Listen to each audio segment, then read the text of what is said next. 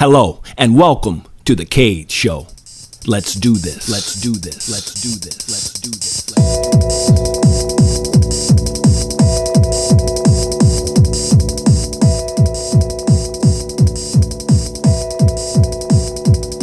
If you're a Republican, then be brave and step into the cage.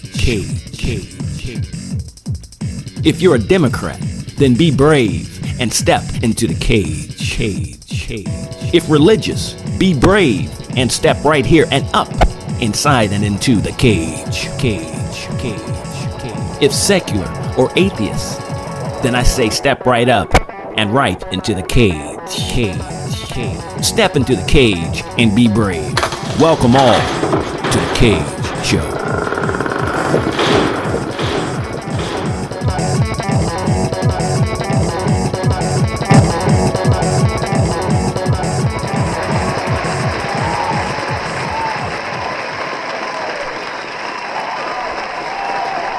Hello and welcome to the Cage Show. Let's just get straight to the point here, folks. And that is, number one, do Second Amendment rights advocates here in the U.S. secretly drool over and or even admire from a distance the Taliban or other armed insurgents groups that rise up around the world, wherever that may be, and drive away what they perceive to be tyrannical governments, either foreign or domestic? But I must say this, folks, before I continue. This is not CNN or NPR or MSNBC or any of the other mainstream media types. So if you're tuned in because you're expecting a hit job or a hit piece on the quote-unquote right, you're mistaken. For what the Cage Show is fair, or tries to be as much as any flawed human can. That being said, I'm referring to optics and not philosophy or ideology. Let me repeat that. What I'm referring to here is optics and not philosophy and or ideology. It is the optics I do believe gun lovers around the world secretly admire about the Taliban and or other armed insurgencies that rise up and drive off what they, maybe not me or you, but what they perceive to be tyrannical rulership. And the one common thread these groups either have with one another or wish they did is armament, and plenty of it.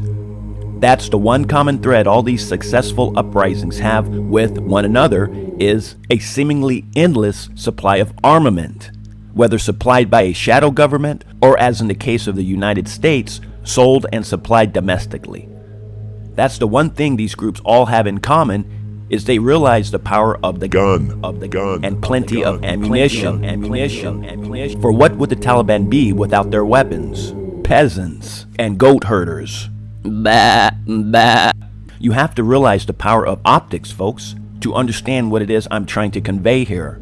You have millions of Second Amendment types right here in the USA who, yes, do see the Taliban as their enemy, but at the same time eerily foresee a time in their own nation where they too might have to rise up one day in arms to drive away or dismantle by force a domestic tyrannical government that no longer serves the people, but rather feeds on the people. But rather feeds on the people. But rather feeds on the people.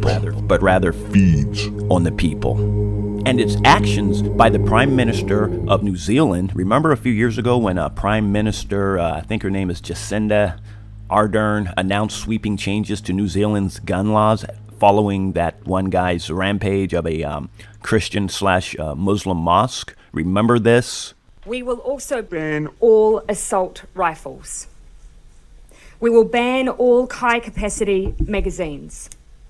We will ban all parts with the ability to convert semi-automatic or any other type of firearm into a military-style semi-automatic weapon. We will ban parts that cause a firearm to generate semi-automatic, automatic, or close to automatic gunfire. In short, every semi-automatic weapon used in the terrorist attack on Friday will be banned in this country. Details of the weapons handed back by owners that are covered by the ban will also be taken to ensure that fair and reasonable compensation is paid once the buyback is in place. But I think what's important now is that New Zealand public... Now think about that, folks. Think about that.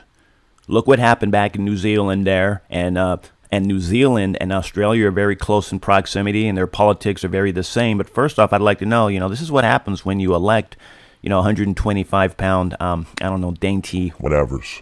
All right, this is what happens. But that aside, is there a relation between what she did back then by banning all sorts of home defense weapons to what's going on now in Australia with their militarized, pro-vaccine, COVID hysterical crackdown on their citizens? And it's to Australia now, where an anti-lockdown protest in Melbourne has turned violent. Police arrested demonstrators and used pepper spray as hundreds of people took to the streets. Protesters say the lockdown is authoritarian and a way to deflect criticism of a vaccination program that has fallen far behind those of other countries. Anger boils over in Melbourne. These protesters want their freedoms back. The city is in its 6th lockdown. Now the restrictions have been extended to the entire state. And again, folks, is there a connection between what's occurring in Australia today and what occurred in New Zealand just a few short years ago? Today I'm announcing that New Zealand will ban all military-style semi-automatic weapons. We will also ban all assault rifles. We will ban all high-capacity magazines. We will ban all parts with the ability to convert semi-automatic or any other type of firearm into a military-style semi-automatic weapon. I mean, folks, can you see how this plays right into the fear, possibly even valid fears, of Second Amendment believers in the United States of America? This is actually exactly what they fear. This is what they train for. This is why they cherish the Second Amendment. Now, is it any coincidence that a few years earlier, the Prime Minister of New Zealand confiscated all these guns and cracked down on weapons and self-defense styled guns and ammo? And then a few years later, we see what's going on in the news today. Not only that, but check this out. Even more intrusion is on the way, as Australia is experimenting with an app that you have to put on your phone, a location app. And when they contact you to find out where you're at, it's basically a quarantine app. And if you don't respond within 15 minutes, here come the stormtroopers.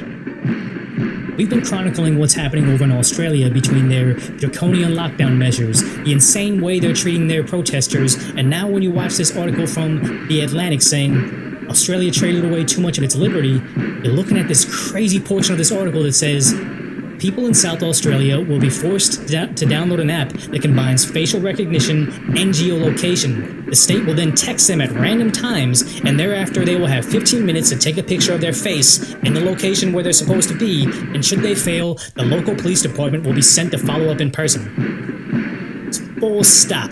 If you ever saw something that was going to be misused later on, you're looking at it right now.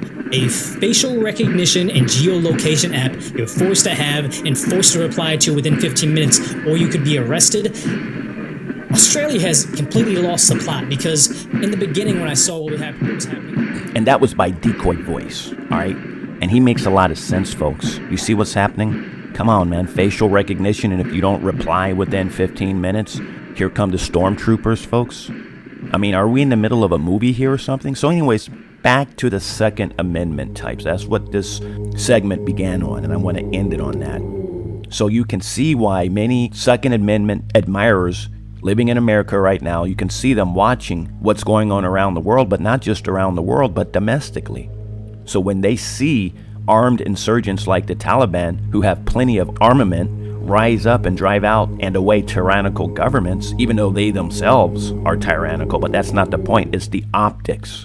It's the optics that Second Amendment types drool over and realize that without guns, without ammunition, without the ability to arm oneself, you have no defense. And for years, we were all taught and trained this could never happen in the West. Well, look at Australia, that article I just read. Look it up yourself. Facial recognition quarantine rules that the state can randomly tweet you and say, where's your location?